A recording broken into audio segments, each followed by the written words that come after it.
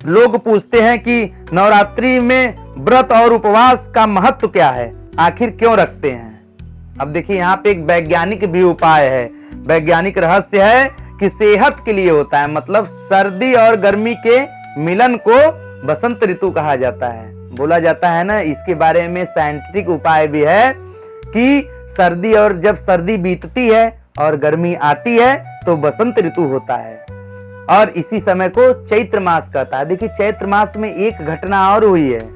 क्या हुई है कि भगवान श्री रामचंद्र जी का जन्म दिवस भी आता है नवमी के दिन।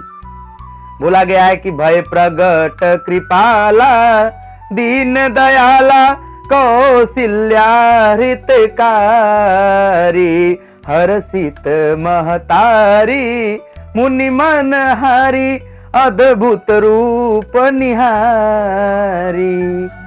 नवरात्र के नवमी के दिन राम नवमी मनाई जाती है। चैत्र मास के नवमी के दिन राम नवमी बनाई जाती है। उसी दिन भगवान श्री रामचंद्र जी का जन्म दिवस भी है, जन्म दिवस भी मनाया जाता है। आप सब 9 दिन खुशियां ही खुशियां मनाइए। देखिए भगवान रामचंद्र जी का जन्म हुआ था तो सब जो है हर्ष में आ गए थे, और अयोध्या में भगवान रामचंद्र जी का जन्म दिवस जरूर मनाया जाता है। इसलिए आप सब भी भगवान रामचंद्र जी का जन्म दिवस मनाएंगे और अपने आप को पुण्य का भागी बनाएंगे। देखिए चैत्र मास का जो महीना है ना, वो हिंदू और हम सनातनियों के लिए, सनातन धर्म वालों के लिए बहुत शुभकारी माना जाता है, क्योंकि इस समय हिंदू पंचांग की शुरुआत होती है। चैत्र मास का बड़ा ही महत्व है।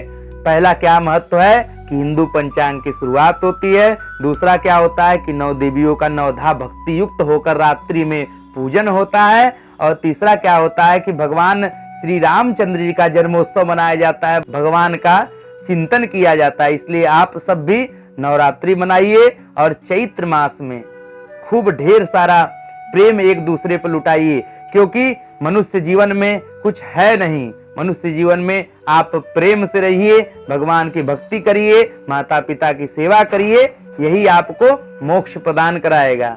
और भगवान का चिंतन कीजिए। नमः पार्वती पतये हर हर महादेव। जय माता दी।